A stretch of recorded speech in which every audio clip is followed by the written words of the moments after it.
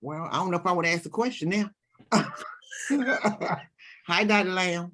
Hey, how are you? I was gonna ask Dr. Same the question, but you I'm probably. gonna mute Well, myself. man. ask him. Oh, okay. A student took a teacher's cell phone off her desk and went in it. I don't know how they got it open, but they went in it. I guess this teacher did not know how to put things, I guess on some people's phone, something called hidden. But there was some things that the student really should not have seen in that teacher's phone. What should happen to the student or the teacher? Well, hopefully a learning lesson for the teacher not to have her phone out. Well, Which- yeah, that. room. Depending on what the student took and what he did with the information would determine the level of consequence. He showed the whole class. Again, I get that's so situational, but I mean, you could say that that's kind of somewhat theft, and you could suspend for a couple of days. I don't know. Tyler's probably the one that could answer that with application. Tyler, what would y'all do? Unmute yourself, Toledo. I was actually just looking at our matrix or looking at our handbook to look at our discipline matrix. I don't know. That's a good one. I mean, I think a What lot did of he it, like show? you said, would have to do with what they found and what exactly they did with it. Well, they found some things they really shouldn't have found that was like personal to the teacher. Oh And my God. personally, I would not have had those kind of things on my phone. Oh Lord. Yeah. But I guess he found pictures of the teacher. Yeah. well, no, because the student had no business going in her desk in her phone. Now, The if student went in the desk, that's another. But if the phone was laying out, again, it's so circumstantial. Dr. Lamb, what do you think? Well, I'm looking right now. I'm gonna see if it's been updated. I put something in the handbook in CMS about that years ago. Let me see if I can find it. Yeah. Yeah. Let's see. Right here, Rule 5. Yep, I knew I had it in there. I actually put this one in. Okay.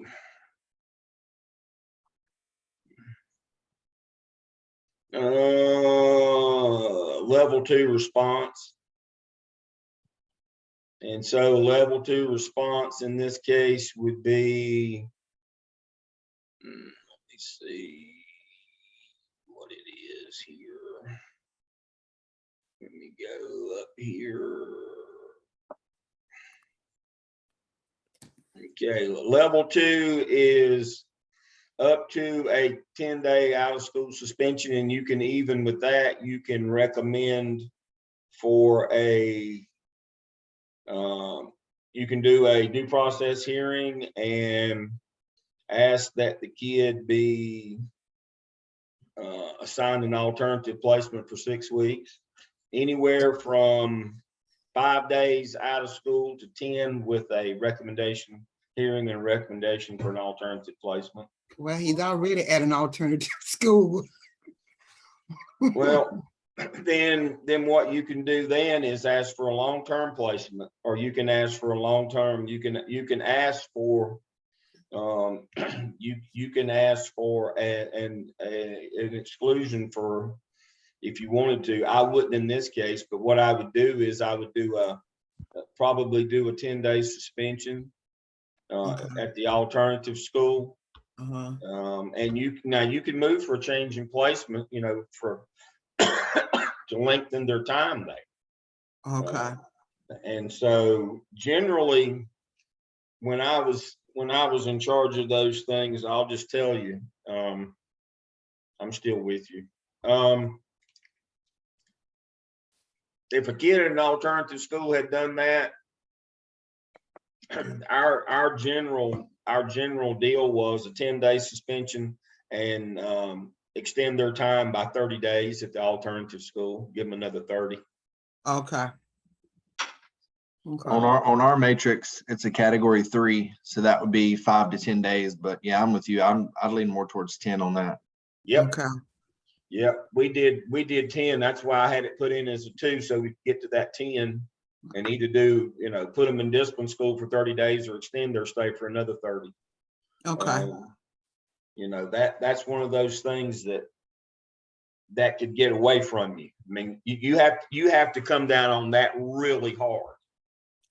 I see because, not just because of personal information like inappropriate photos or something like that, but now I'm my wife is a bad example of this. Storing your banking information on your phone so you can purchase stuff with your phone. And that's why you medical information, banking information. A lot of people have a lot of stuff on their phones besides, inappropriate pictures. I mean, you can ruin somebody if you can get their phone financially. Right. As a matter of fact, one of the ladies that I work with at Gardner Webb, she's a staff member, and the storm came, what was that, week before last? And so, but they were already probably going to have to cancel their trip and invoke their trip insurance. They had a trip planned, her and her husband and grandchild, and his phone got nabbed and they got his financial information and $1,100 charge immediately on using his phone. On his state employee's account. And so they had to shut his account down. And so their bank account was shut down, was frozen, to try to figure that out because somebody nabbed his phone. I mean, that's real. I mean, it's thrown their life in a turmoil over somebody nabbing his phone. And so, my wife, she doesn't like using laptops. I bank on a laptop that I keep with me all the time, and it's pass protected to the nth degree. The one I'm on right here now, I've got, not only do I have it password protected, I have it fingerprint protected. You have to, unless you cut my finger off, you ain't getting in this one. I'm serious.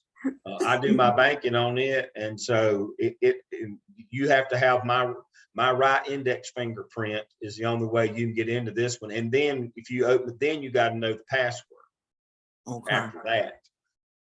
Okay. And so that's what I mean. It's more than just, nowadays, folks, it's more than just a few inappropriate pictures or something like that.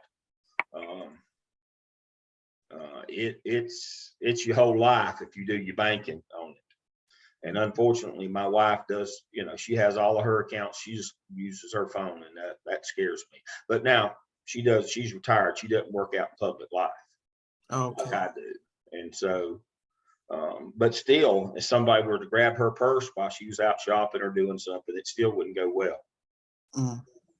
And so we have her phone. I don't have my phone pass protected because I don't bank on it, so I can get in and out. We do have her phone pass protected because of that. So, it's a big deal to get somebody's phone nowadays. Yeah. I just didn't agree with the way it turned out personally. I just didn't, but I'm just a teacher. So, I just didn't like the way it turned out. And I thought more should have been done. Absolutely. I mean, you think, as old as I am, I've been out of the business for 12 years now. And I had this put in right before I left. I mean, phones were an issue then. And it's, it probably wasn't, it's a little more, looks like it's a little more teeth in it even than I had back then. We just spoke to, kids bringing their phones. That was already a problem. But if you nab somebody else's, yeah, it's a big deal, especially teachers and adults. That's a big deal. Okay. All right. Thank you. All right, so are we ready for our case studies tonight? Nope. Been excited all day for these. And so Nope. who has not gone first?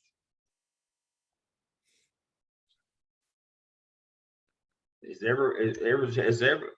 everybody gone first? Jonathan, have you gone first? You and Austin? Mine and Nate's group, I believe, has gone first. All right. So who hasn't gone first? Don't make me get my book out and have to look here. I was on another Zoom. All right. So Jimmy, has your group gone first?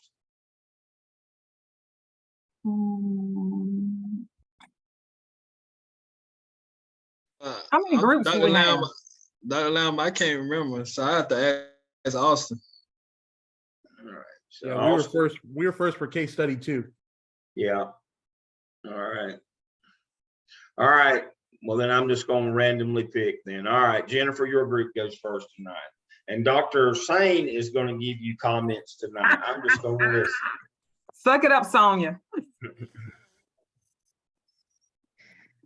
Okay, so I think Sonia's presenting tonight and we're doing it through another computer. So if you'll give us just 1 second All to right. get it together. Sonia, you want me to share? Sonia has left the building. We need to buy a lottery ticket. We're the lucky ones tonight, right? Sonia has left the building. Oh my goodness. Okay, hold on. All right. Share. Okay. Are you ready? I'm ready. Oh Lord, she will be We got it, girl. in anxiousness.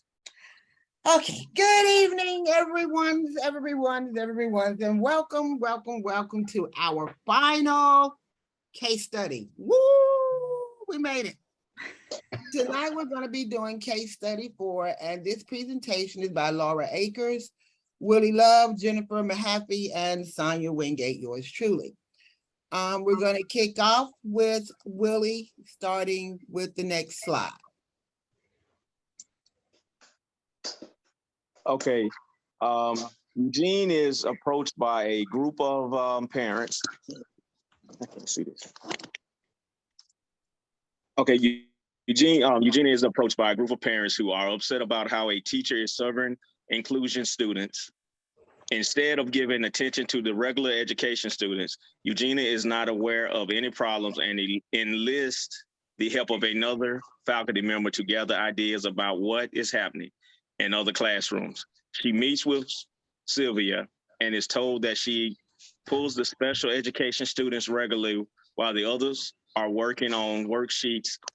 She says that those students are also making growth and that their peer helping benefits all in the classroom. Eugenia schedules a meeting to air out the problems, reduces tension, and comes to some sort of agreement. The principal's approach. This meeting approach reminds of School Vision's motto: have each person share one thing they're doing to support the vision.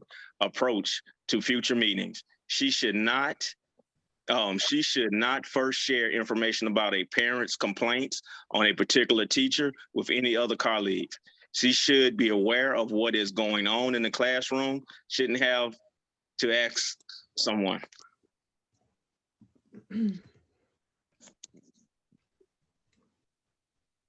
So is it necessary to choose one approach over the other?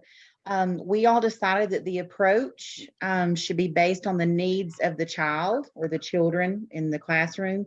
The least restrictive environment should be provided based on student needs and what is stated in the IEP.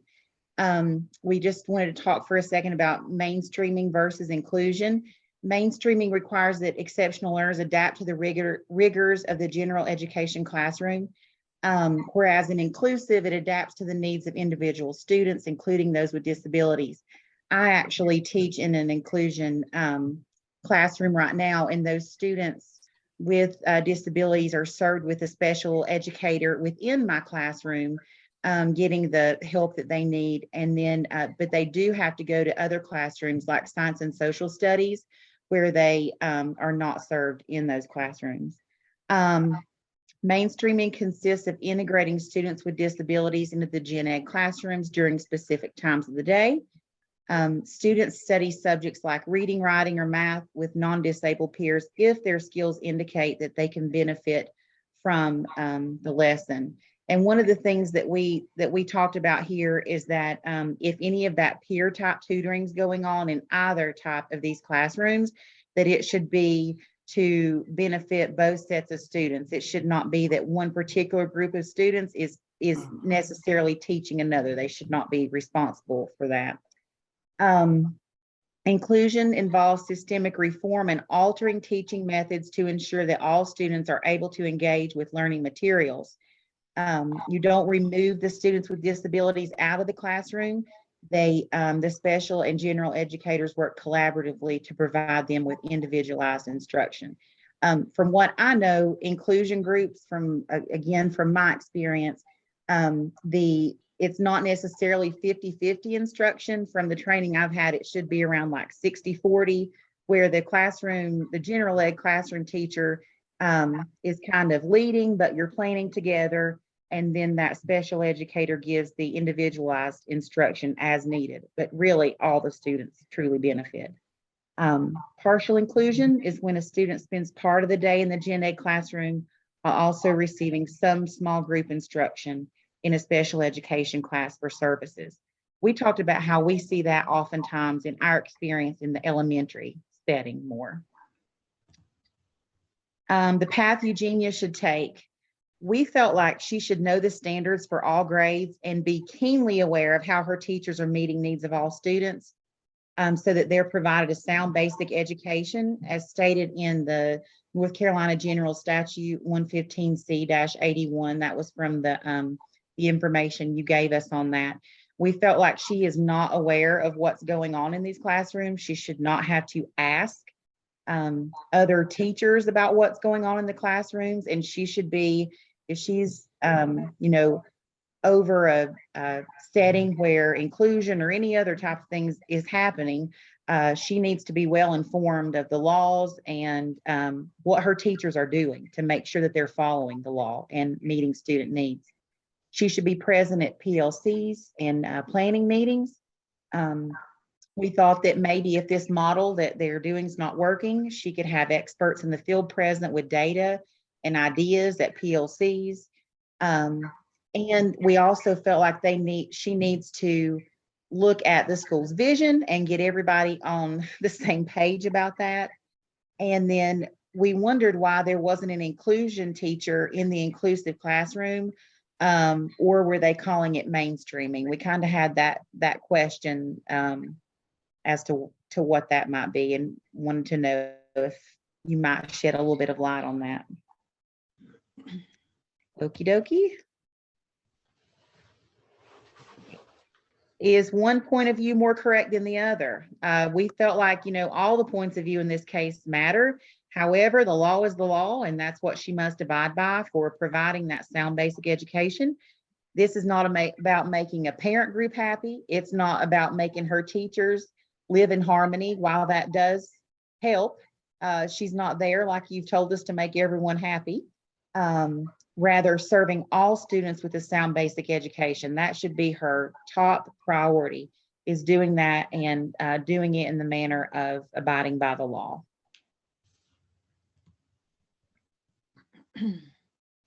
Some of the suggestions for collaboration, they should be reviewing the standards, performance tests, and curricular demands, so that even when you have EC students, you're going to have to make modifications and accommodations for your EC students. You need to discuss the learning needs of all students, including your EC students, and the availability of the resources that you're going to be using. If you're going to have an EC person in the room, whether it's with your inclusion, you're going to decide on the accommodations for the EC students, determine who is responsible for implementing them. This is very, very important because you have to follow the IEP. That little red folder carries a lot of weight, and you have to go by what it says.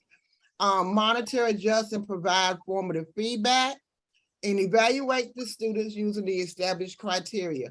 across the board, of course, with the EC students getting their modifications and their accommodations.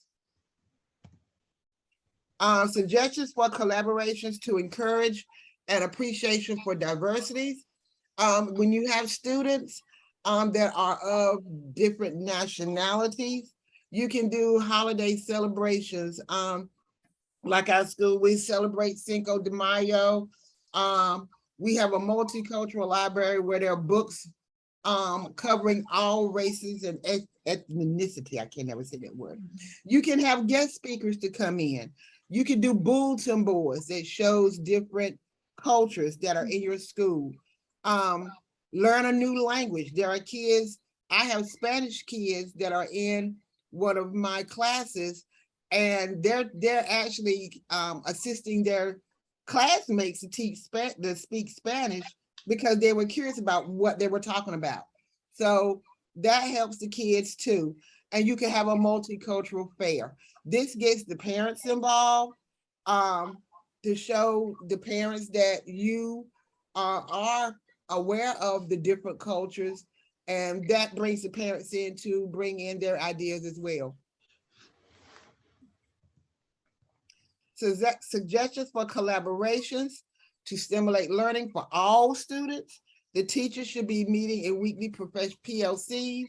Norms should be set for these meetings so that time is allotted to share curricular ideas. What is working, what isn't working, not only for your general ed students, but for your EC students as well. What I have found is that a lot of times when you have an EC teacher in the room working together, the general ed kids, they benefit also from the EC teacher, the way the EC teacher breaks it down and explain, because they don't always get what the general ed teacher is teaching.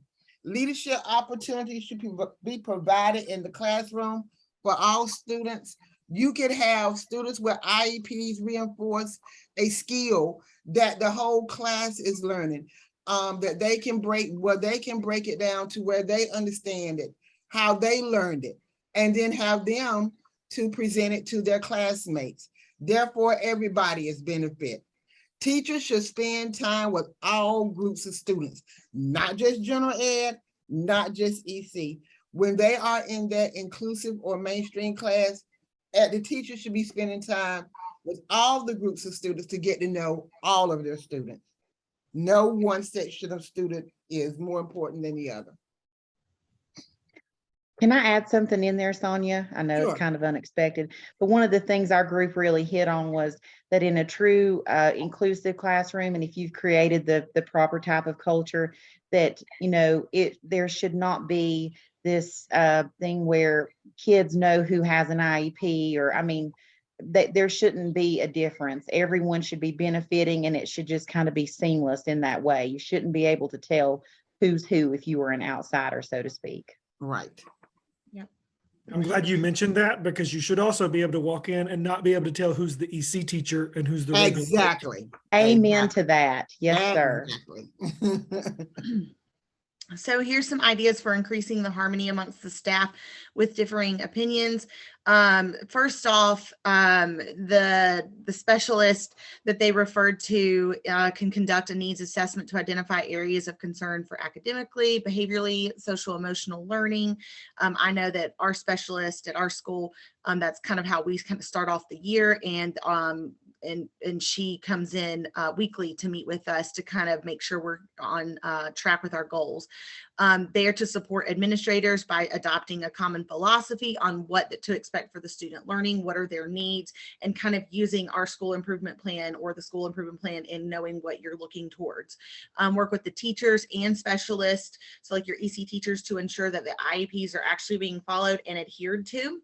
Because oftentimes if you might have like those newer teachers or teachers who are beyond in their veteran years, and they just are kind of losing in touch with reality, because in my experience and working with a variety, you kind of see both sides and maybe need a refresher course on how do we make sure we're properly adhering to those IEPs.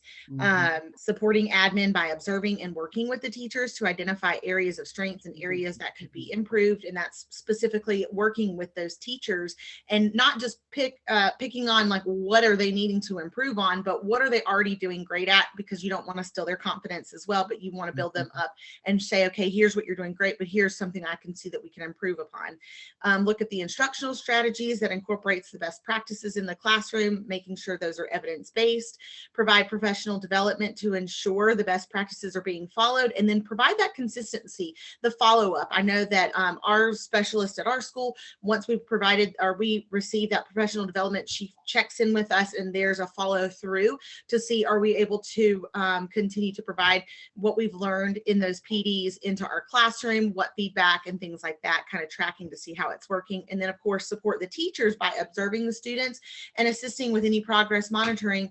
Maybe if you're kind of stuck, needing a little bit of assistance with that. I know that our specialist, she tends to come in and help us do some things as well. And one thing too, as well with that, DPI now is very keen and very hard on, they want progress monitoring. They want you to monitor how those kids grow. We have to document it, put it in ECATs. We do a beginning, a mid, and an end. So that's very important as well with the progress monitoring. Right. And our specialist, she does a really great job at following up with us and helps us enter in all that data. We use a platform called Panorama, and that's how we enter in all the progress monitoring interventions and things like that. And it's just a great resource and somebody who I think is really essential in supporting an administrator.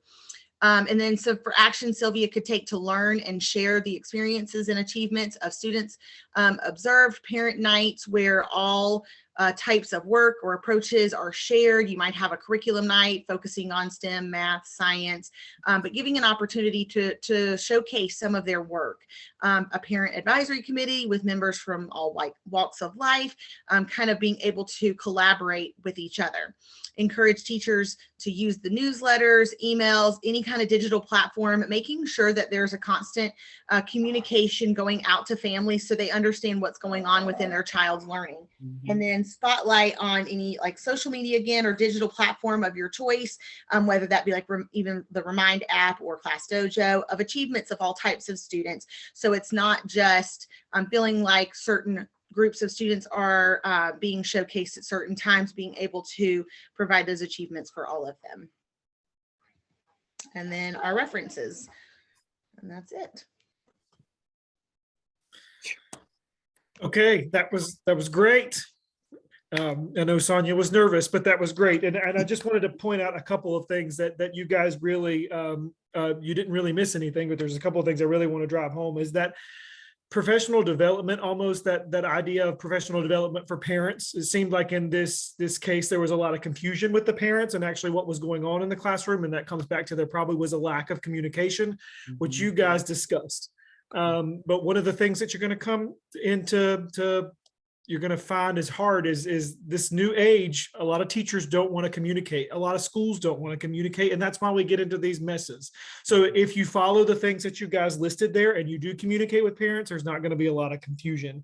One of the things that you guys addressed it through PLCs, but at the beginning of the year, it's really solid professional development from maybe your EC specialist or your EC leaders with your entire staff about what services you provide in the building so that there is a consistent and a cohesive support framework for all learners. That doesn't mean that you have one type of service delivery for your EC students, but you explain all of them so that then teachers can communicate consistently with parents about what services, if there are questions that a parent might raise concerns, so that there is that consistent approach. And the last thing, and you guys briefly touched on it, but this is something that you all need to watch. And I think I mentioned this a couple of weeks ago where I said my favorite phrase is AIG is one lawsuit away from being EC.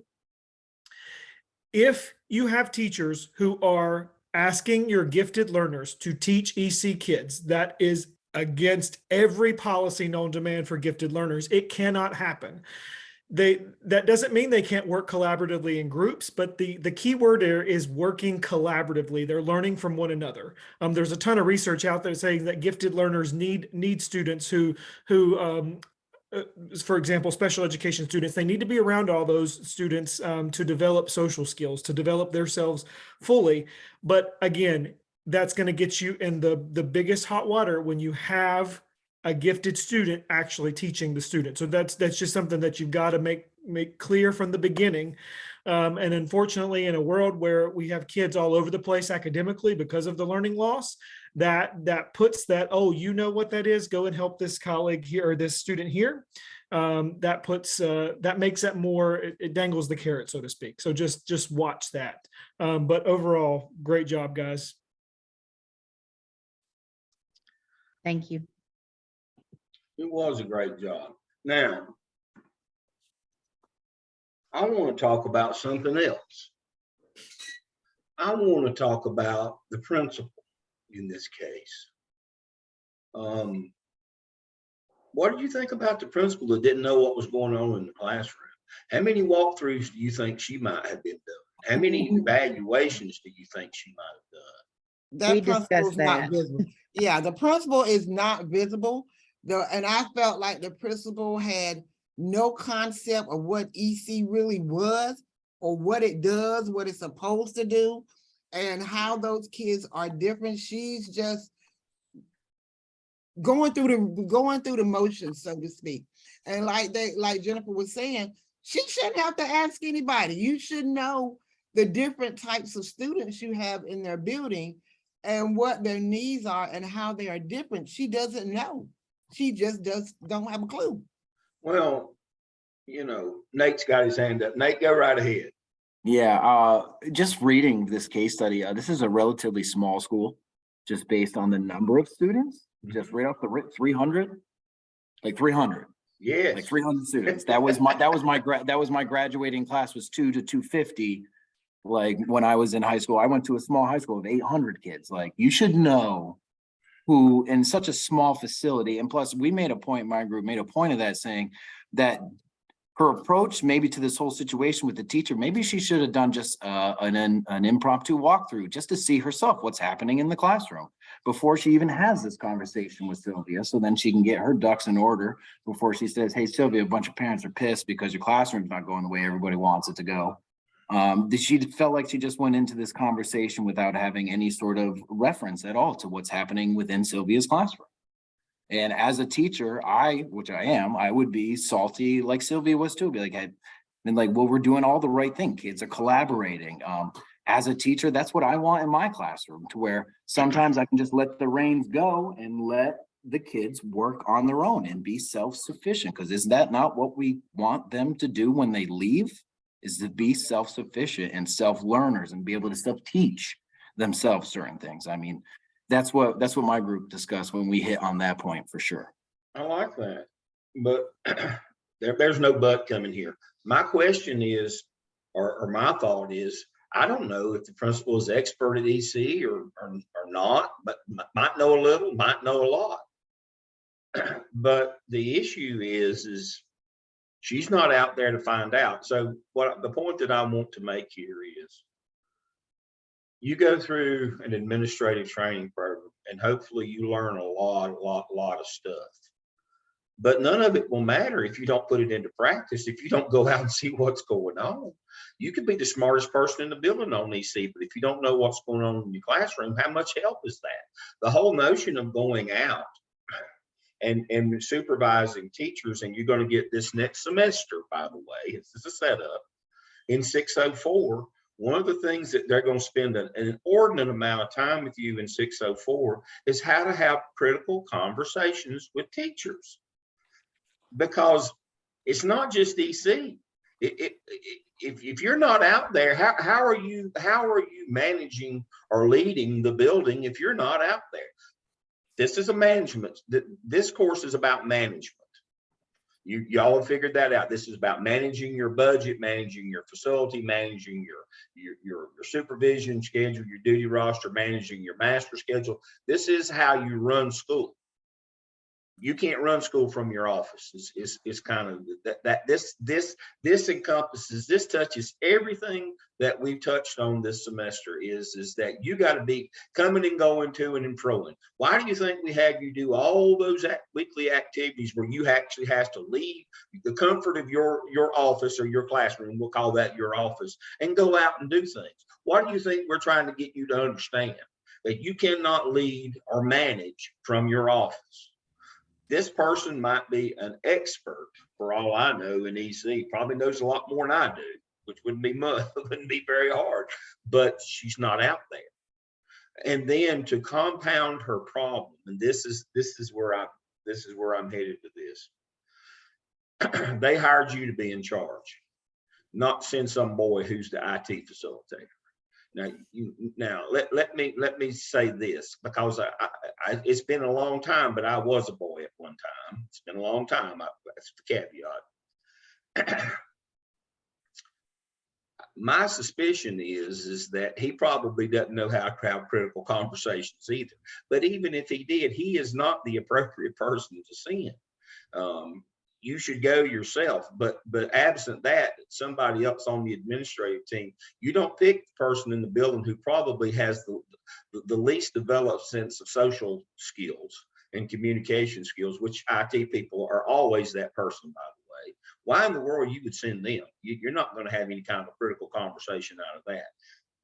Managing and leading a school are two different things, but both of them rely on you having critical conversations with people about their behaviors and about what has to happen in that building.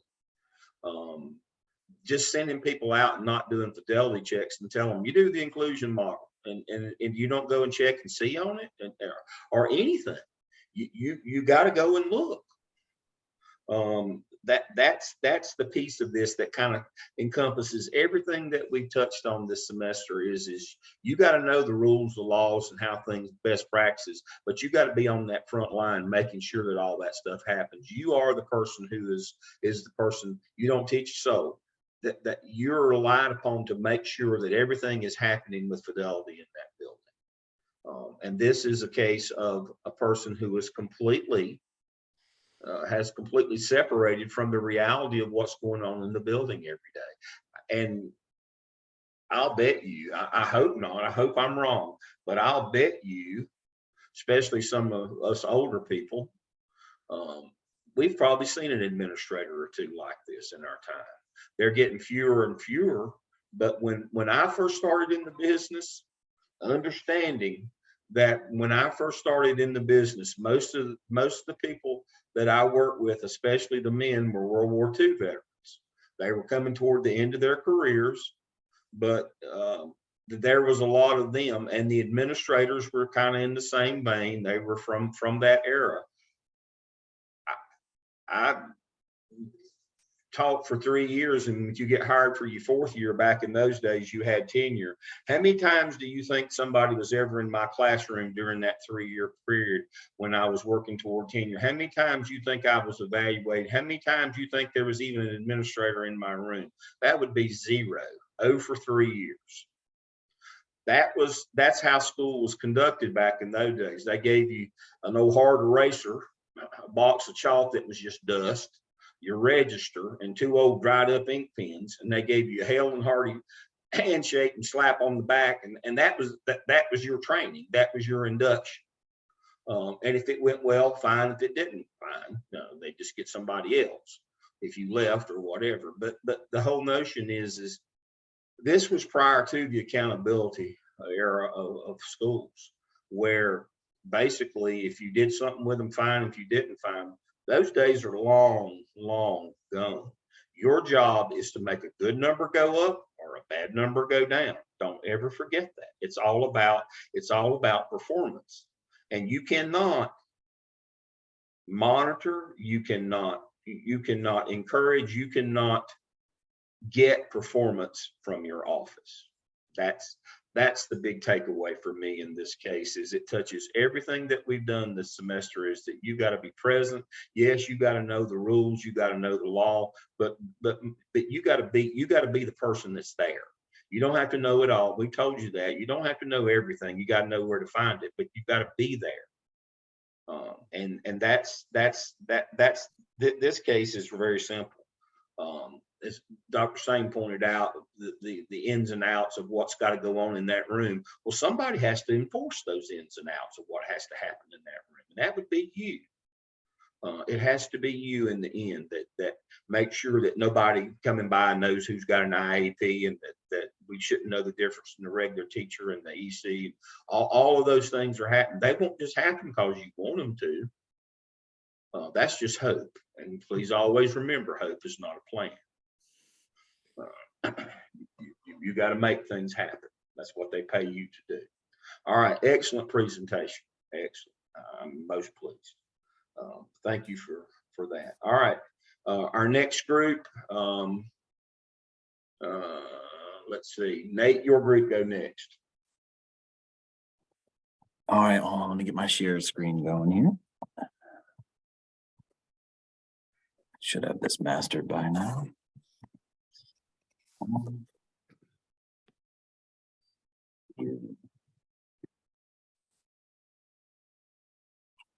Here we go. Can everybody see?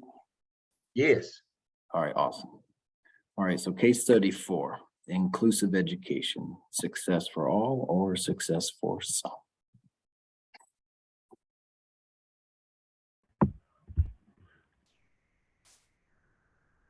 Okay, so this happened in a small rural village in Chile, and it housed about 300 students. And the parents brought a concern about a lack of education that they think their students were receiving in their classes. And so one class was progressing higher than the other class. I'm trying to read my notes off my phone. Totally new for me. Eugenia, she met with her technical coordinator, and they discussed the situation. So he wanted to do some research, and then she met with the teacher that was in question. And then the technical coordinator, he met with other teachers from the school, and they agreed that the school had enough specialists to help the students for the inclusion. So the teacher in question, which is Miss Sylvia, they were thinking that she should not be using the other students to teach the exceptional children in the inclusion, because they have more than enough specialists to do that. And that's roughly the background. All right, so how might the principal approach this in future meetings with her teachers, and is it necessary to choose one approach over the other? I said the principal's approach now and for the future should be to never meet with a teacher in this manner again. The principal should have taken more of a discrete approach, and she should take a look at the students' test scores, grades, and overall classroom experience. This could be done in the form of an informal observation by the principal herself. Eugenia could also discuss her findings with the EC specialist to ensure that the students are meeting their dedicated service hours to meet compliance. To choose the approach that best works for the students should be based on data-driven decisions by EC specialists. If inclusion provides the least restrictive environment, then inclusion may be the correct option. If the data shows that there are too many students who need separate setting, then a contained class might be a better option, curriculum assistance. Do what is necessary to provide the best education for the students. The approach should be taken on a case-by-case basis. Eugenia should have never disclosed the parents' malice feelings towards the situation directly towards the teacher either. I mean, you're just adding fuel to a fire already. I'm on the other end. Dr. Lamb was just talking about how old school it was, how nobody would be there to observe. I find at the charter school level, it's almost sometimes we're being micromanaged to death at the high school level. I mean, we have a different type of, that's why, you know, my release the reins methodology makes sense here being a high school teacher. But just she should have had a better grip about, it's a small school, like I said, and she just should have had a better grip on of what was going on within her school. What is the path that Eugenia should take? The path Eugenia should take is one where the interest of the students takes that top priority. Is there really a disservice going on in Sylvia's classroom?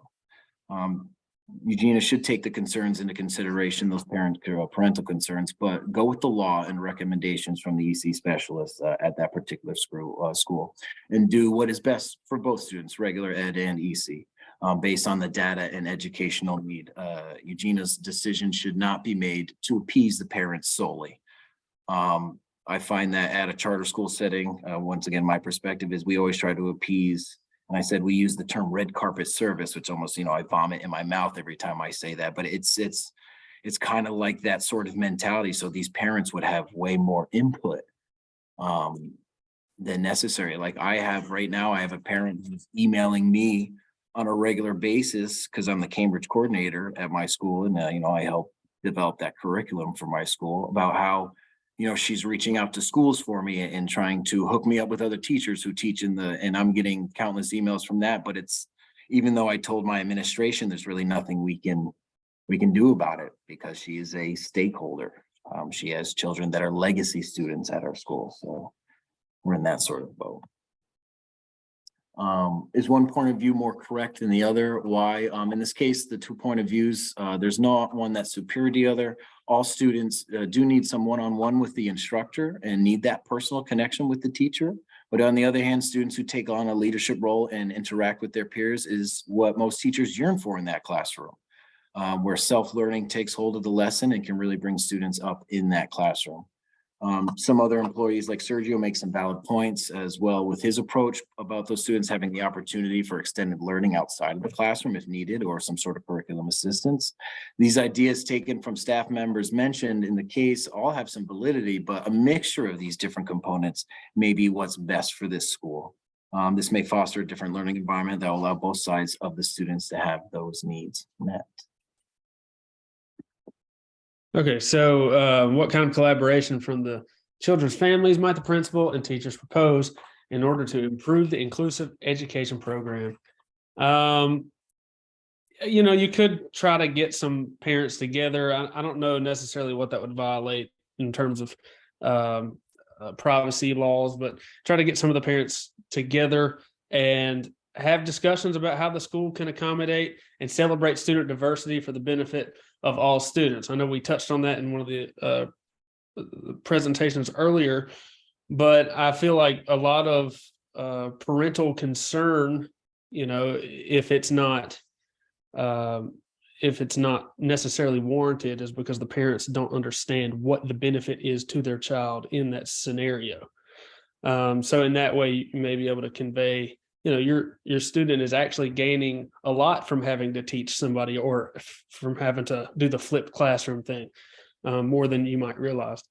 Another approach to stimulate learning for all the students at the school would be encourage parents or guardians or whoever is voicing these opinions to become a certified tutor or assistant, or get involved in the school. Schools are always looking for people to help out in the classrooms, especially with mentor programs and things that I've seen in schools. So there's just some suggestions there. John, let me interject there for a second. You kind of hit the nail on the head when talking about sharing with parents all of the everything that the school does. So you don't have to label it as EC. You can say that these are the instructional approaches that this school provides to students, all the way from explaining to parents what gifted programming is, all the way to inclusion. So you can explain what type of educational services the school provides. You obviously can't get specific with students, but again, it would be beneficial for parents to know the complete spectrum of things that are offered at the building. And again, going back to parent confusion, I think that would limit that. Thank you. As an expert in the area of learning and evaluation, what might Ishmael, the technical coordinator, do to integrate and create some harmony out of the differences in opinion among the teachers? I think we covered it earlier that it's not really Ishmael's position to make this happen, but in the event that he is tasked with this, he could form a committee between the teachers of disagreeing grade levels. I think it was 2nd and 3rd grade, and try to take a data-driven approach and have them discuss the benefits and the drawbacks of using this method in an inclusion type classroom. And then maybe just offer professional development on different pedagogical approaches and methods that do work. Because it may just be that you usually don't agree with things that you don't understand. And in the education world, that takes its form in PD most of the time. John, I'm going to interrupt one more time. You would be surprised, and I'm sure some of you on this class right now have been assigned an inclusion class and never had inclusion training.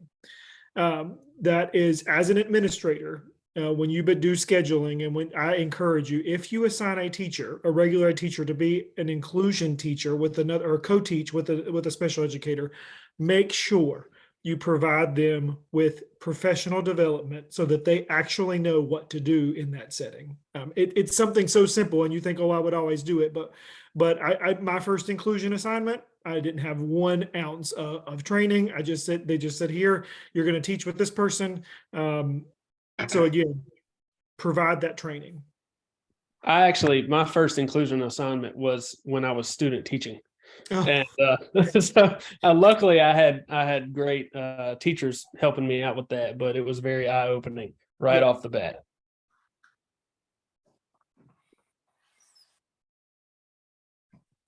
Sorry, Carly, I didn't mean to break the flow. You're fine. Okay. What actions might Sylvia take with the families of the children in question in order to learn and share the achievements and experience that they have observed? We'll starters maybe meet with the parents to discuss. We'll discuss them with different nights, like curriculum nights, STEM nights, and that way they can discuss daily schedules, pacing guides, and lesson plans, go into more detail about what's happening within the school day. Then there they could explain the inclusion in more depth. She could display student work throughout the school, send out newsletters, and post their achievements on the school webpage or social media pages. She could hold individual parent conferences or parent contacts over the phone to discuss student academic progress and everything that child is learning and going through in the school. She could plan engaging or hands-on activities for students, and if she can't really think of anything, maybe she could conversate with her peers and get their input in different activities.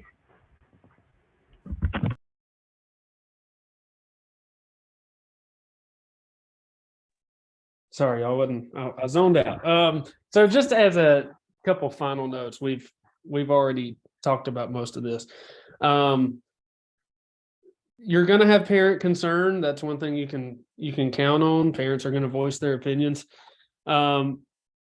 But as we said before, maybe it's just a simple case of educating the parent on what the actual benefits of this approach would be and how it is good for their student, regardless of EC or regular status, and just try to accommodate them as much as possible. But I think it's important to understand too that as principal, your job is not to be the henchman for the parents.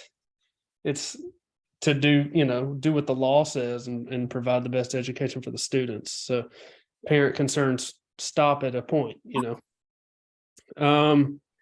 Teachers should be trained on inclusion best practices. We've already covered that. Trust the expertise of your specialists. I know in my school, we've got 4 EC specialists that are right across the hall from me, and they are great to work with and more than happy to, inform anybody of best practices. That's what they're there for. I know sometimes they're just not utilized for their expertise. And perhaps the inclusion students should have been better spread out over the 2 third grade classes. I know one of the biggest concerns were that one class seemed to be getting a better education than the other class because one was inclusion and one wasn't in this model. And, maybe a scheduling revamp might make both classes an inclusion class, depending on how the school feels to that approach, but spread the love a little bit. And I don't know what it's like. I've had minimal experience at the elementary level, only with like extended learning and after school programs. But at the high school level with an inclusion classroom, to try and keep it discrete is almost damn near impossible. As soon as the students see, excuse me, see that second teacher, it's almost automatically they know. And with separate setting, when the kids literally get up to leave the classroom in a classroom full of maybe 25 to 30, which I have, and it's like, okay, we know that these kids get up because they have separate setting. And some of my regular ed kids are somewhat envious because sometimes they leave to a quieter setting where it's smaller and it's more individualized. But to try and keep it discrete is almost impossible, I think, at the high school level. But that collaboration with your EC teacher, the one you work with, has to be top tier. Like I worked with one, her name was Shannon Pardue. She's tremendous. And when we taught like Macbeth with one another for ELA, I mean, the kids really had a better understanding because two adults were acting out lines in front of them, working together, planning a lesson together.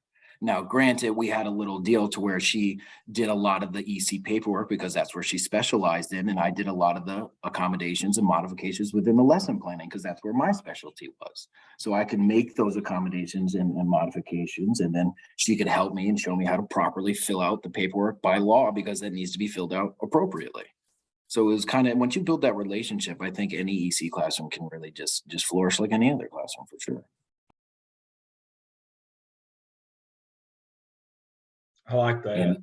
And that's it for us. Sorry, let me unshare now. Another good one. Was. Back to Carly. During Carly's presentation there, one of the things that she talked about was communication, maybe parent meetings, where you can go over these kinds of things with them. Does that sound familiar to you? What was the skip this semester? What did we do in the skip? First part of the skip was building that communication with those parents, finding those gaps, and then getting them in the building and having events like curriculum nights and those kinds of things. Excuse me. So why do you think we had you do the skip in this semester? Seems kind of out of place till you get to this last case study, and it's kind of like the aha moment. Oh, that's what we were trained to do the second half of this semester with our evidence was exactly what Carly just outlined that we should do in a case like this is, hey, we need to establish some communication with these parents for the purpose of then bringing them in and doing curricular things with them, like parent nights where we explain our programs to them. It's funny how that works, isn't it? But that's exactly what the skip is. And that's exactly this is how you employ the skip. When you have these kinds of issues, when parents have concerns, when they don't know what the curriculum is, they don't know what your delivery model is, when they don't know these things, you pop that skip right in there. We figure out which parents we're talking about. How do we communicate with them? Social media, what's the best way for us to grab them and then get them in the building. And we have a curricular night, a parent night, EOG, whatever the content of the issue is, we bring them in now and we communicate that with them. This is one of those, tricks that administrators need to learn and have in their bag of tricks or in their toolbox to keep, the mob down at bay. Because if you don't do that, the next thing is they'll get an acronym. They'll have a parent group. They'll get an acronym, like FUME or something like that. And then the next thing they'll start, buying all the torches and pitchforks out of the local hardware stores, and they're coming after you. So this is one of those self-preservation techniques. I hate to say it, but the skip is a self-preservation technique for school administrators to keep those parents at bay. That's exactly what it is. I'm just being honest here. This is when you have a situation like in this case study, When you've got this group of angry parents coming in that don't know what's going on, even if you know, even if you're a good principal and you've been in the rooms, but you know, but they don't know. This is when you do the plug and play for the skip. Just that simple. This is when it comes in. And so Carly said she liked to skip the best. Well, obviously you outlined it. So, I mean, obviously you took it to heart. You knew what it was there for. I commend you, Carly, for pointing that out. That's great. But Carly hit the nail on the head. This is when you plug that skipping, when you have that group of parents that march on your office, you don't just sit there and take it. You kind of have to sometimes, but you have a way to address this. You have a tried and true system. You follow right down the line the things that we did in the skip, and that's how you address that mob of parents that are, they're only barely civil, and if you don't get in front of it, they won't be civil much longer. That's exactly right. So excellent point there, Carly. That's a star plus on that. That's exactly when you plug that skip in. I'm glad. I'm glad to see you made that learning connection. That's wonderful. Thank you. All right, who's next? We'll go. All right. Sorry, group. I hope that was okay. Yes, that's fine. I'm gonna share my screen.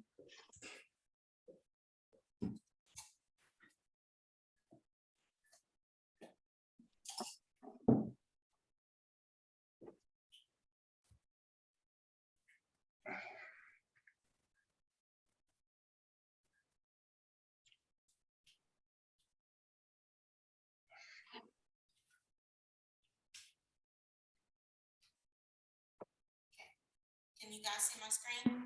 Mm-hmm. Yes. All right. All right, case study number 4. Just give a brief overview. This case focuses on the issue of inclusive education and the role parents and teachers play in how students with special needs are best supported. A group of parents at an elementary school in a small semi-rural village requested a meeting with the school's principal to discuss concerns that one of the school's teachers was disregarding the needs of their children by being overly concerned about special needs students.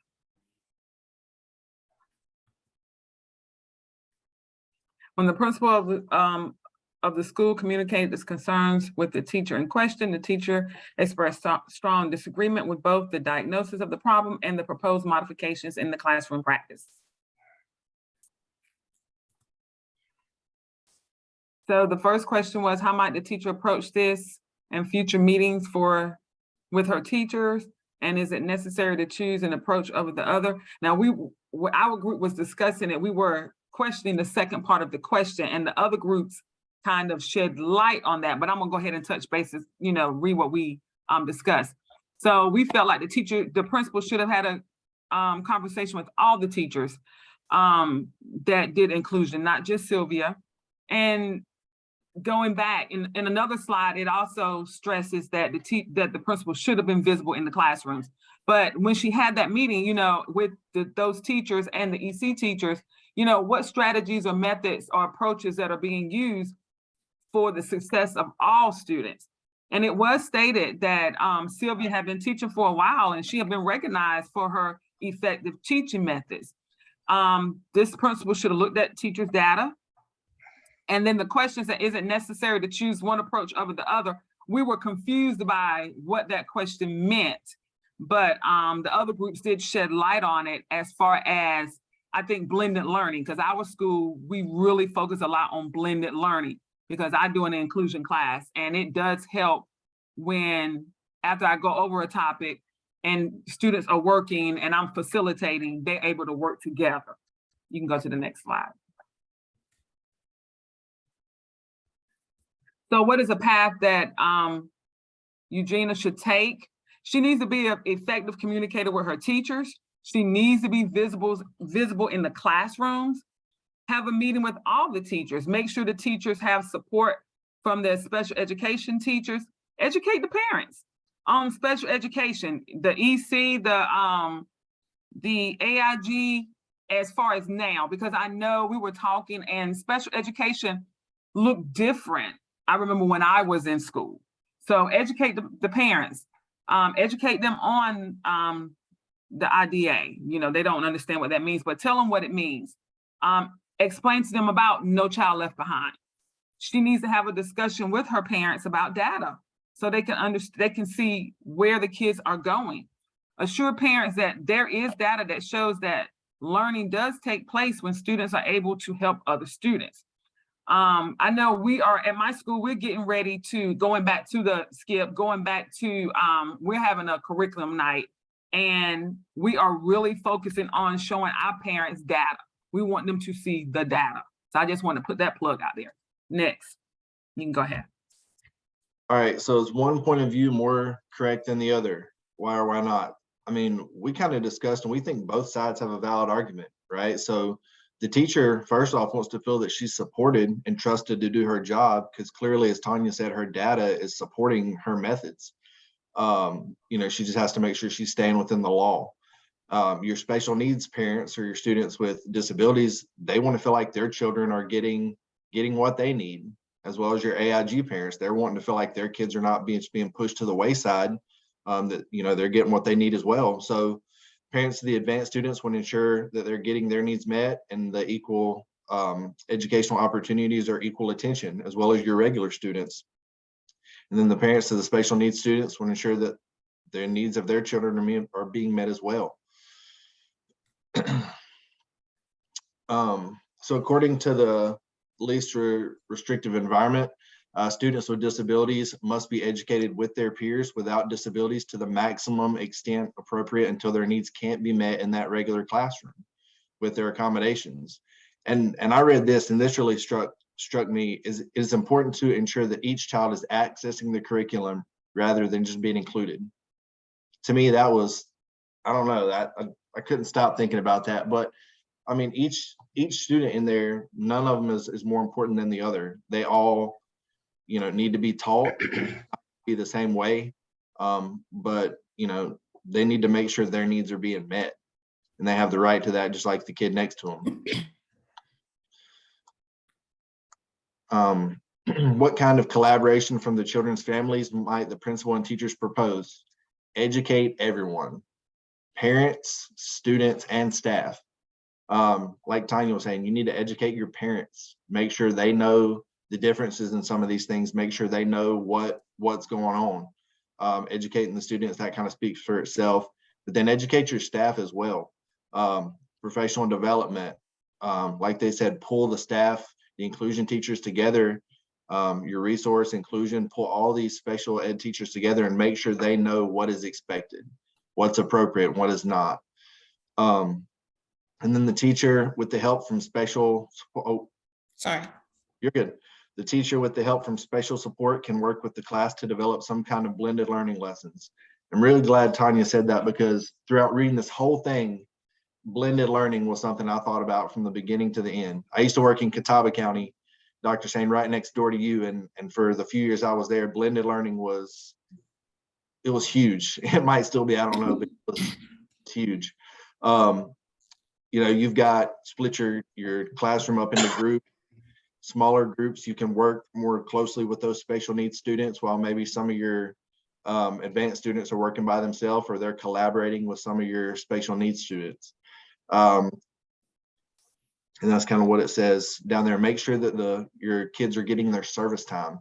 That's huge. Make sure their accommodations are being met, because that'll really nail you there if they're not getting their service time. Continue. So the teacher in school can potentially allow the students to work with the special needs students, which could possibly help them gain their community service or beta hours for the tutoring. I'm not really sure the law on that, or kind of if that's even possible. Just something to think about, something that we felt like we wanted to discuss. But I mean, I think that could be a great idea if there's some way to work that in. Like maybe, you know, your advanced students are collaborating, working with those, you know, those special needs students. It might be a 2-for-1 there. Like I said, I don't even know if that's even possible. And then allow the students to work with the special needs students is going to build community within your classroom. And it's going to help show mastery of the material, which is the ultimate goal, right? So if you can help someone else, or if you can teach it to someone else in a collaborative manner, then there's no better way to show mastery of what you're learning as well. And you have everybody helping each other within the classroom. It just builds a great environment, as like a family environment. How could Ismail create harmony among the teachers? He could work with the teachers and EC teachers to provide support, maybe assist in building some of these blended learning lessons or other types of lessons, teach them what blended learning is, just give them some strategies. He also needs to ensure that the students are receiving their adequate intervention time, accommodations, as well as their service time. He could explain that the students are showing their mastery of the content by being able to reteach it to others or help kind of tutor others, if you will. And he could also make sure the parents, teachers, and students know that he's there to support them in any capacity that they may need to ensure the success of each student in the classroom.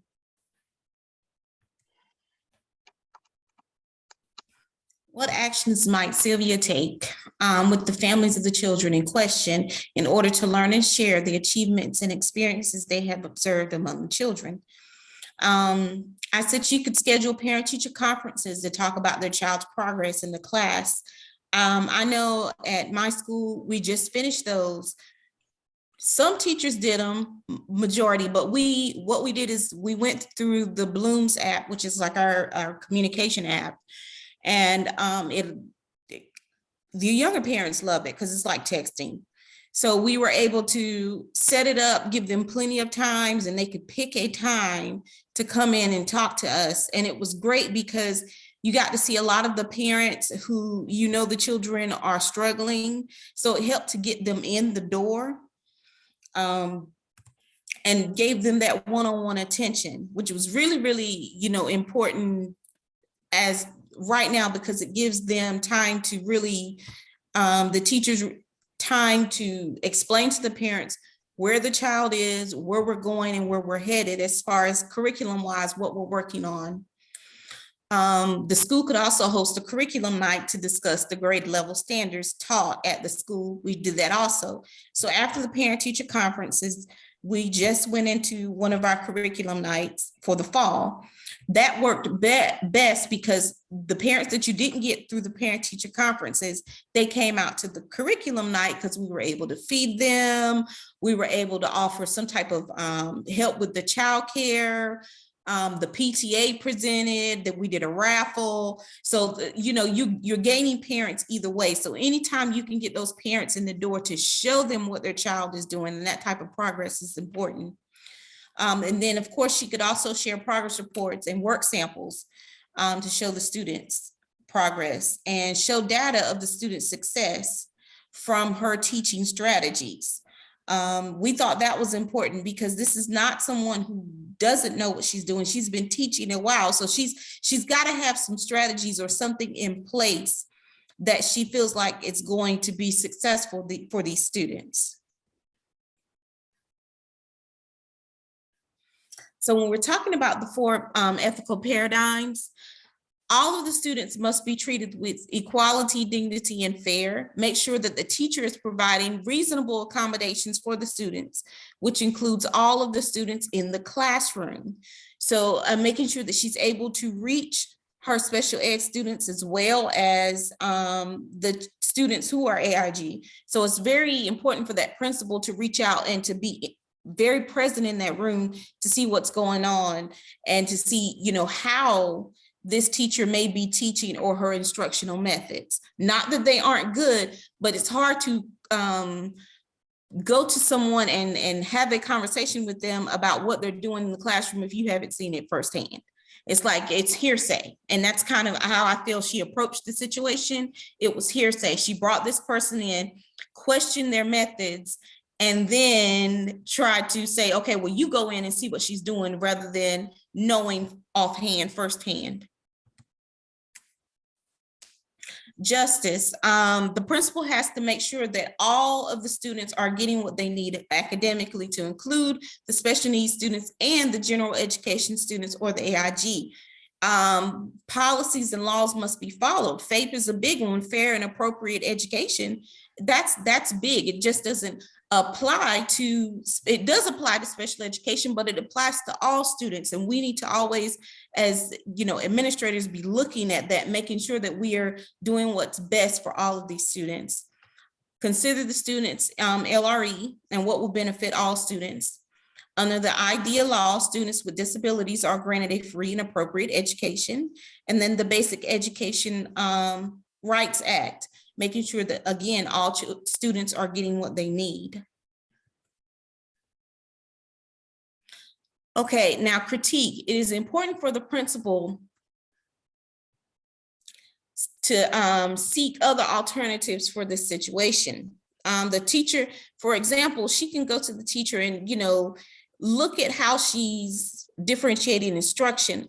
One of the things, the biggest things that one of the parents brought up to me was that the AIG children were, they were helping the other kids in the classroom who were behind.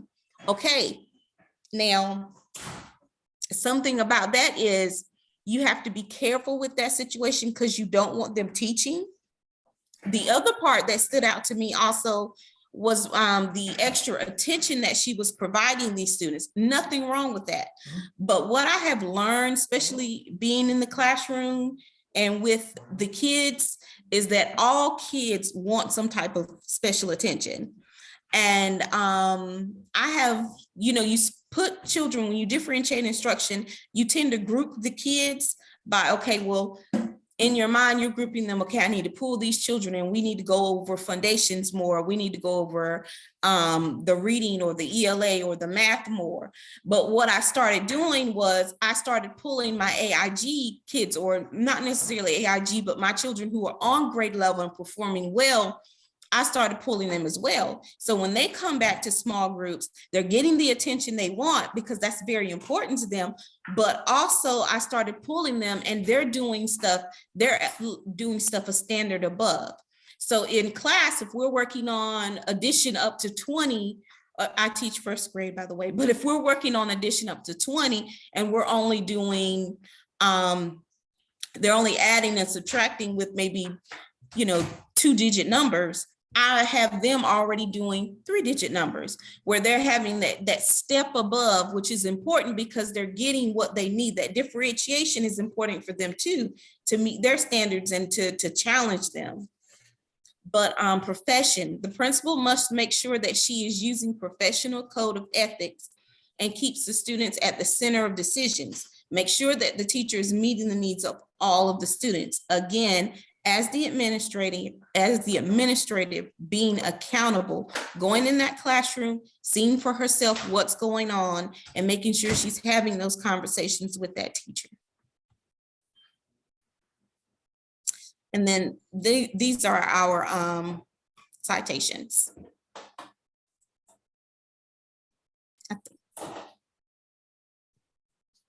That's it. So let me just add here that you guys are the first group to really drive in on the fact that opinion, when you deal with students with disabilities or IEPs, opinions don't matter. The IEP is what matters. Really, the only opinion that matters is the opinion of the IEP team.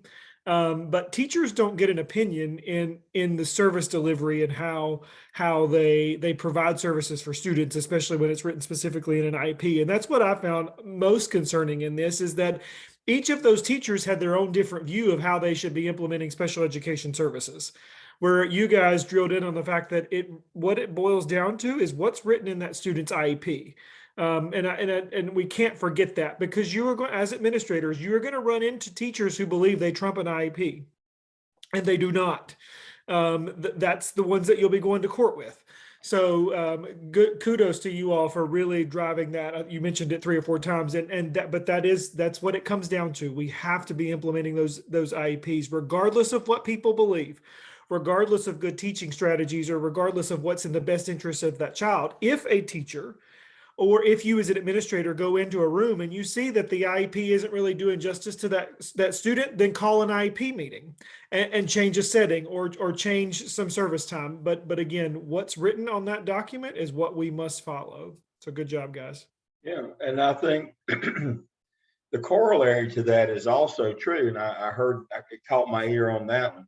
The basic ed plan and Leandro that we covered said what? Everybody gets their Leandro right. We're not, now that's the regular ed kids. They get their basic ed too. I mean, we have to make sure that they get their rights as well. The EC kids, we got to give them what their IEP says. The basic ed kids, we got to make sure that they're getting their basic ed. And as Dr. Sain has said, I think last week and again this week, AIG is only one lawsuit away from being, as restrictive as EC, and they got to get what they're supposed to get as well. And so the notion here is, I've told you this before, sometimes it's people's opinion and what you think. Law is what matters. Nobody can give you permission to break the law. And sometimes we have this notion of this personal truth. If I believe it, that makes it true. It does not. So we've got three separate populations here that we have to make sure that they get what they're legally entitled to. That's, one point of view, point of view doesn't matter. Are IEPs being followed? Are AIG kids getting what their PEP says that they're supposed to be getting? And are the regular eds getting their basic education? That's our job, to make sure that all three of those groups, and they exist in every traditional school, those three groups, are we addressing each of those three groups legally in terms of what they're supposed to be getting? We can't get into the debate on, I think this and I think that. Again, just like I told you, my position coach used to tell me all the time, don't think, you're hurting the team. That's not what we hired you for. Me. All right, so we got one last group. Y'all are doing great, by the way. Are you beginning to see how everything that we've talked about this semester circles back to this last case study? Our OMA is in this, how we schedule our classes, how we do the federal programs first. We got to make sure those happen. Our SCIP is our escape valve. It's our safety net when parents march on us in mass. That's how all of these things come back to us again. But again, we've got to follow the law. All of our three groups in our school, the AIGs, the ECs, and the regular ed, there is law that says they got to get these things.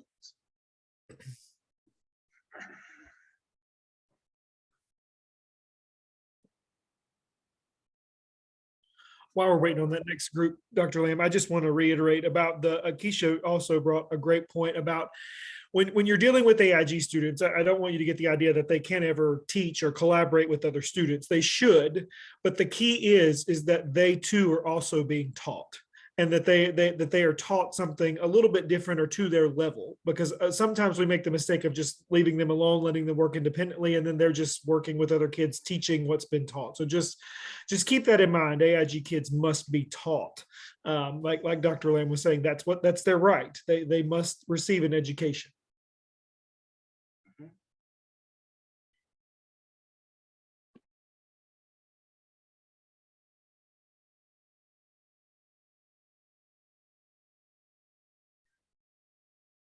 All right. Well, we'll get started with our case 4. So background, there was concern voiced in Eugene, the principal, by a group of parents about how their children were being taught. Parents were concerned that their students were falling behind due to the focus being on special needs students in the classroom. Eugenia has asked her technical coordinator, Ishmael, who has limited classroom experience, to investigate how other teachers in the school deal with the issue of inclusion in their classes. She then meets with her veteran teacher about her methods. The veteran teacher, Sylvia, disagrees with the parental complaint and reverts back to the school's overall mission of inclusive classrooms. Not every teacher is on the same page on inclusion, with some in favor and some wanting to move those students to specialists. So we're kind of everywhere on the board. So our first question, how might the principal approach this and future meetings with her teachers? is it necessary to choose one approach over the other? So what we have to remember here is inclusion is the full integration of special education students into the general education classroom. The principal needs to understand that all students need to have equal access to learning and education, especially as it pertains to Individuals with Disabilities Education Act, or IDEA. We need to communicate to all teachers that include the inclusion model and what it looks like to ensure that staff understands the roles and responsibility of the inclusion team. And we also need to provide PD on how to differentiate instruction and how to provide interventions without interrupting other students' instruction. What path that Eugenia should take? What is the path that Eugenia should take? Well, obviously, we've kind of talked about it all night tonight, but you begin with walkthroughs or drop-ins to fully understand what is structurally happening within your school. There seems to be some confusion as to what inclusion is and what it looks like in the school. Eugenia needs to bring in all teachers and staff in the classroom to reiterate classroom expectations, routines, instructional practices, and instructional strategies such as MTSS, differentiating instruction, AIG small groups. And this group needs to define together inclusion and what it looks like ultimately in their school. We also need to work with EC staff to ensure IEP service times are met and student growth and achievements are being met as well. And then finally, after a few weeks of drop-ins and observations, Eugenia needs to call a meeting of the parents to go over the school's mission and the reasoning behind their thought process. She should also ask parents to share feedback directly with teachers first, as they are the ones directly responsible for their children's education. In one point of view, was one point of view more correct than the other? No, everyone is losing in this situation. When we look at it, we have high-level learners. Learning progression is being denied because they're expected to teach the EC students, and this is not differential learning. What should be taking place is we should see scaffolding. We should interventions regarding to tier 1 through 3 in the MTSS process. We should see planning with EC teachers to review IEPs and 504s. The principal should be ensuring that all staff members in the classroom are meeting local, state, and federal guidelines when it comes to rigor and relevant instruction. The principal should also ensure that PD is provided to reflect those best practices. And also, we need to also remember that parents have the right to be concerned about their child's education. So I'll let Jimmy take it away.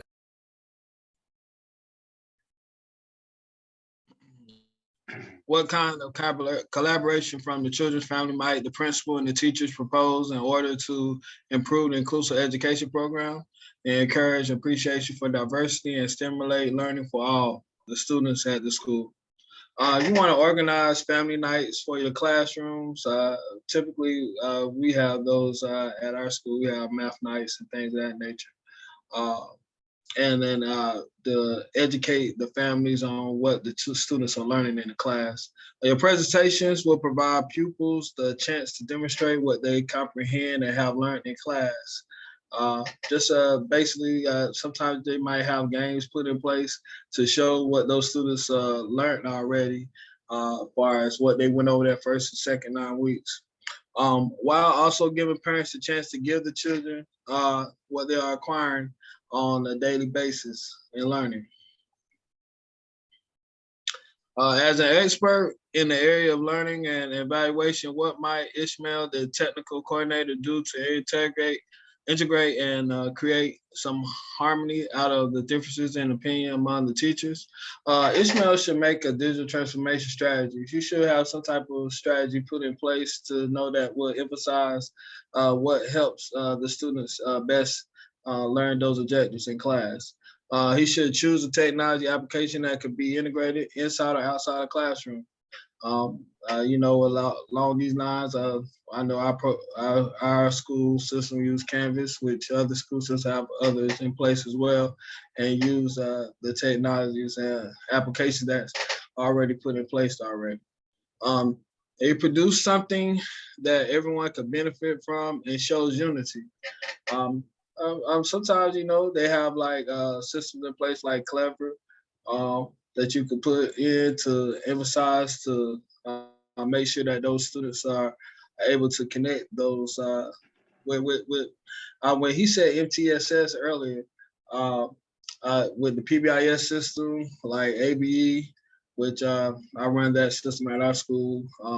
Also, you have Class Dojo as well. Those systems are very good to keep the whole school and provide them the information needed inside and outside class. What actions might Sylvia take with the families of the children in question in order to learn and share the achievements and experience they have observed among the children? Sylvia must access to a method of learning to fulfill student achievements. And if you do not put those things in place, and you know the student won't be able to show any progression. She will regularly update her family and her academic progress. I know, like I said, our school system, we have different things in place, but they use the ABE program that shows their growth as far as with the behavior. But also, we also use Class Dojo, and we actually able to still use that inside of with the power teacher as well. So that ABE is connected with that, along with that to notify the parents.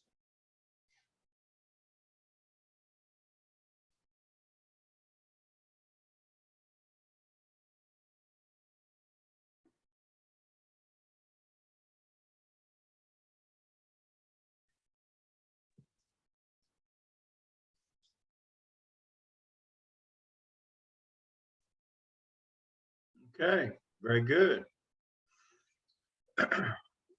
A couple of things caught my ear there. I like what Austin said. I like the notion that he made reference to Ishmael as a person of limited experience. There's nothing wrong with being young. Every morning when I wake up and attempt to get out of the bed, I wish I was young again.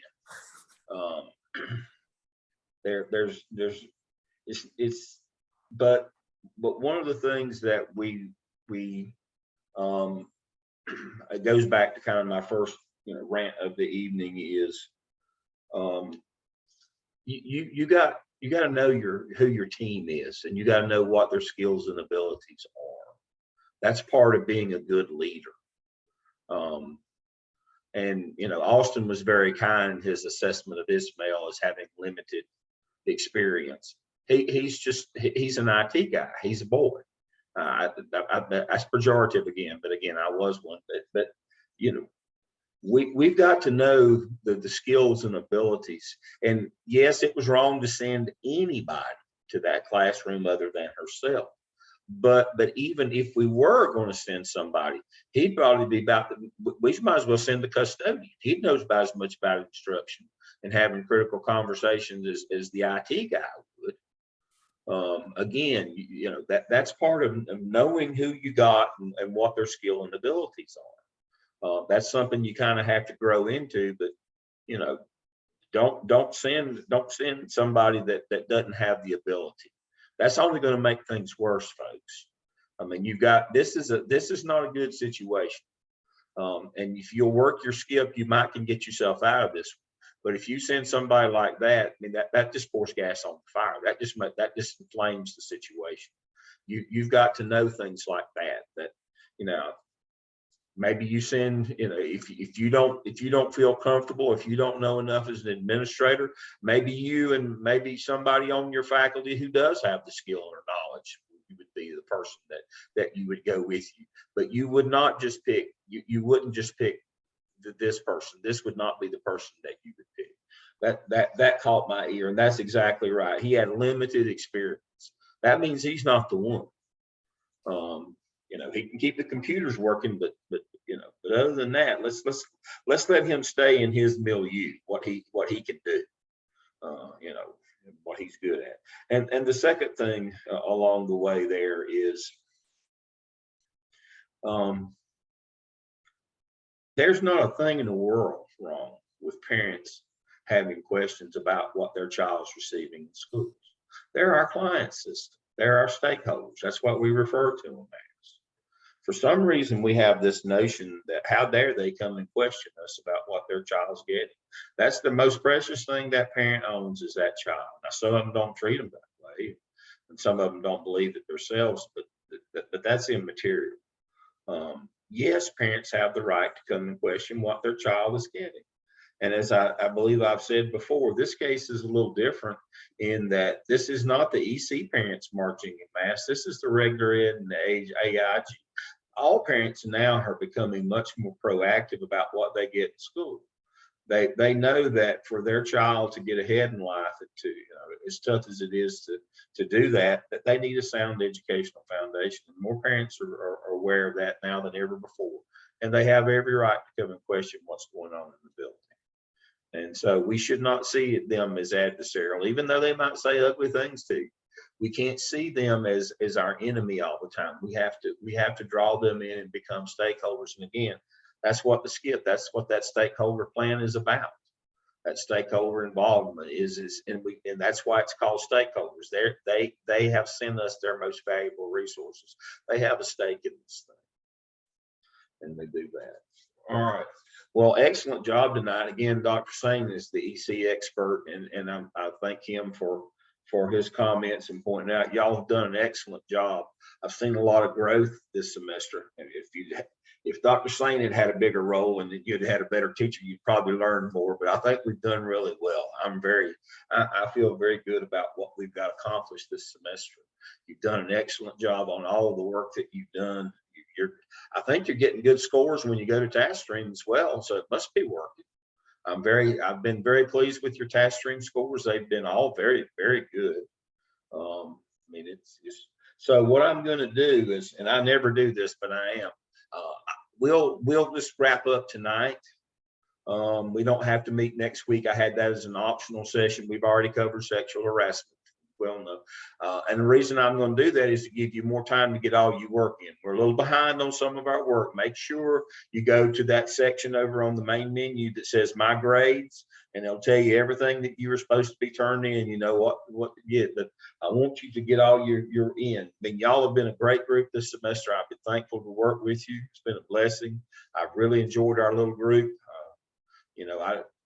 I don't put my classes together. I like to work with you individually. I know we have others that put big classes together and run, not me. I like to try to get to know you, and I felt like we've got to know a lot of you, and I'm very thankful for that.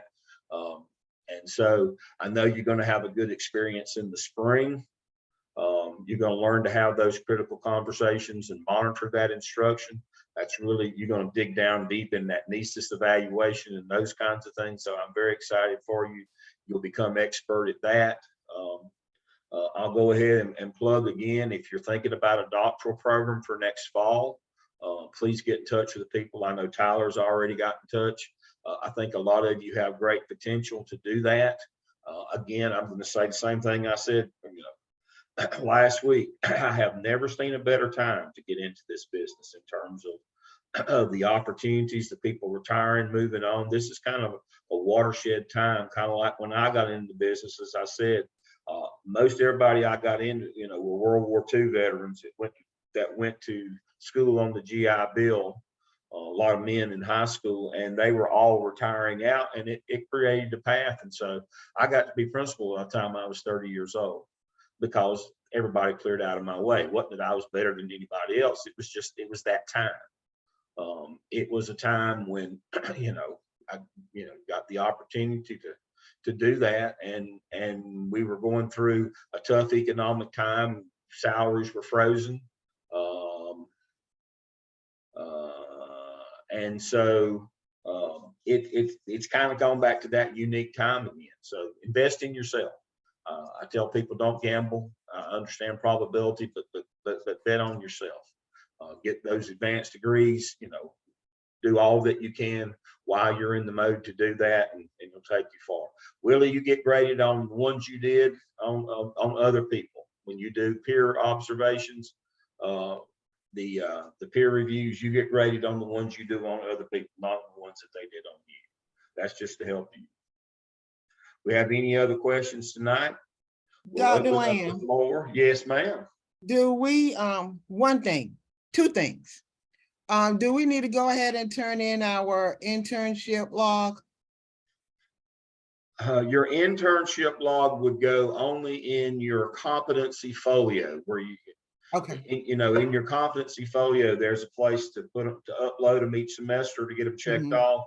You don't upload in your DRF portfolio until the end when you have all 5 of them done. So that's a great question. So let me share my screen and go to that right quick.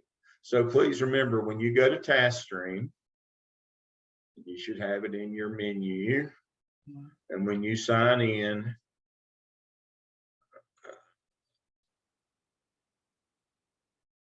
instead of going to your DRF, which for y'all is, what was that, spring of, yes, spring of 22, instead of going to your DRF, which would be MELS spring 22,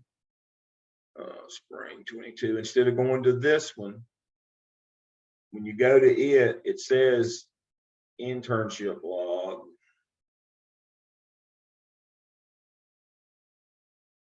Let me switch. We switch to y'all's view. Say spring 22. Okay. So this one right here in your DRF portfolio where you put your OMA and your skip this semester, do not put it here. Do not put it here. Put it under folios and web pages in your competency folio. Right here's one that I did. Down here at the bottom, upload your semester log here for comments, and this and your person will check off on it. It'll either be me or Dr. Sane will check off and say, yeah, you got your 80 hours, and we'll just say, you know, complete for fall of 22. We'll be looking for that. So yes, make sure your internship log goes in your competency folio, not your DRF portfolio where you put your OMA and skip. That one is reserved for all 5 at the end. Good question. Second question. You mean to tell us we not gonna have you and Dr. Sane next semester? I am truly upset. Who do I need to talk to? Who do I need to talk to? We are going to, we just took, all I know is law and finance. I don't know anything else. So I have to kind of stay in 603. And Dr. Sane is he's going to stay with me again next semester. Then see, eventually I'm going to turn him loose to teach on his own when he carries me. See, these young people have to carry me for a couple semesters, and then they get to get down, you know, walk for themselves. But no, we stay here. This is what we do. I do law and finance, and Dr. Sane now he'll probably branch out because he knows more than I do. But I'm old and I only know one thing, that's law and finance. And so we have Dr. Sanders will work with y'all next semester, and she is wonderful. You'll have Dr. Sanders and Dr. Barnes, and there's some value. Not only are they great now, full disclosure, Dr. Barnes is like she might as well be my oldest daughter. And so now I'll just tell you right now, y'all better be good to her, because she was, God, I can't believe she's this old. Was she my first doctoral student? No, she couldn't have been my first one. But she was pretty close to my first doctoral student back when Gardner Webb was still working out of the airport in Charlotte. We had an over in the terminals before we got our own building. When I was still working in CMS, I did some doctoral work and taught doctoral statistics. I still do that, but that's a weekend gig, thank goodness. But so we'll have her for the cap. You'll have Dr. Barnes will help you with the cap. She is expert. She is wonderful. And you'll have her and Dr. Sanders. And Dr. Barnes is an executive director in Charlotte-Mecklenburg. She's still in the business. Dr. Sanders is full-time faculty at Gardner-Webb, and she is a curriculum expert. She is nationally known. She presents all over the country. She is a curriculum maven. That is her area.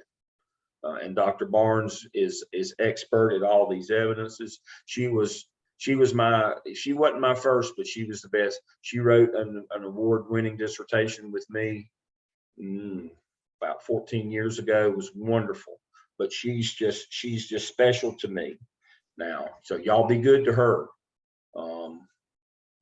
Y'all be good to her. She's a special lady, and you will enjoy working with her. She's a little blunt like me, but that's okay. Sorry, but you done spoiled us. I need to talk to somebody. Yeah, but I'm telling you, you'll love both of them. And there's there's also value in diversity in that, you had 2 white men this semester, you're going to have 2 African-American women next semester. And that there's value in that. In itself, there is value in that. That made me feel good.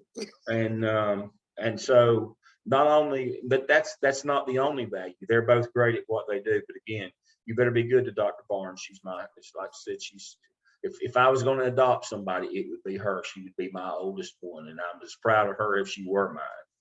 She's done a great job. She worked for me a long time ago, and she is well surpassed me. She is a marvelous lady, and y'all will enjoy them both. But we've had a great time. I'll reach out to you if I need you. I'm always awake. Only 12:30 to 4:30 in the morning is the only time I'm offline. Other than that, I'm available all the time.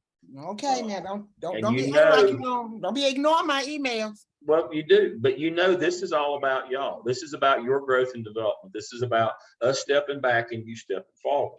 And you'll get a good semester at the end to work on your personal development, leadership. Next semester is going to be how to do teacher evaluations and work, be that curriculum expert that can have that critical conversation with those teachers. And then you'll get Dr. Stone in, and he's just the nicest man ever, but he'll work with you on developing your personal leadership. And it'll be, the last semester is all about you. It's all about you and developing your skill set. You'll have all the knowledge that you need of the way that schools work. But that last semester is for you to step out and find your voice as a leader, and work on that. And so it's a pretty good system. It's worked really well. I don't want to sprain my shoulder patting myself on the back, because it's not about me, it's about y'all. But you realize that our performance data of our administrators out in the field is by far the best in either state. And it's because of the process that you go through. You're good students when we take you. We don't take poor students. We cheat a little bit. We only take the best students. And then we put them through a program that we think serves you well. But our focus is always on you. It's not about us. I've already had my time. It's about your time now. And so we always try to have a sitting administrator in every class that can tell you what the real world is. That's what Dr. Barnes's job will be next semester. We try to have people who are real and who know what the job is. That differentiates us, as well as that we have a team of folks that work with you that have different perspectives. And so you will get a great experience next semester. You will get a great experience. Now, it might not be it may not be exactly the same as this, but that's a good thing. You see how he's trying to dress it up, y'all? See how he's trying to dress it up? I'm telling you, it's gonna be a great experience. It will be a great experience, and y'all will really enjoy it. We'll have a good time. All right. I got a question for you, Doug. Yes. You said we can complete the CAP before next semester. So if we do can, that, if you want to, my shell will stay open, and I'll work with you right on, just like we're doing now. Okay. Let me share my screen. Well, I saw the CAP headings under there, but I just wasn't sure. Yep, and so what I've got right here is, here's the CAP materials. We talked about it. Here's the assignment drop, the turn it in check. Here's the materials. I've got North Carolina examples. I've got South Carolina examples. I've got tasks for review. I've got 2 of those. And if you get near the end of that, I'll just put a couple more here. And here's the assignment drop boxes that go with them. You can put them in either one of the assignment boxes. It goes to the same place. I'll add a couple more for review right here. I'll put a couple more reviews right here for this. I'll just add it to the discussion board. You just keep working. I grade every day. I'll check it every day as we go through. I'll be right with you. So if you have questions, you need me to do a mini session with you or whatever, just let me know. I can do that as well.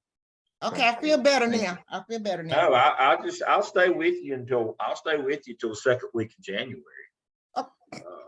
I'll be right with you. I mean, I Okay. grade every day. I mean, I never take any time off. And so, not from this. And so, yes, you'll stay with me until the second week of January. Your shell will stay open. Now, they may take it down during the holidays for a minute or two to do maintenance, but other than that, your shell will stay live. I'll stay live with you. I'll grade in it every day. I'm available by email, by phone. We Zoom all the time, all day, every day. Okay, I feel better. So no, I won't leave you. I mean, we'll be together for the next month or so. Okay. Keep on working. We just keep on working and keep on working on the materials that you're in. So you're good. Okay. I'll turn in grades whenever grades are due, but you just keep on working. Okay. You know, that's what you can do. I'm always available. All right. Well, I've had a great time. What was it? I've had the time of my life. I've never felt this way before. I swear it's the truth. I owe it all to you. That's from Dirty Dancing, isn't it?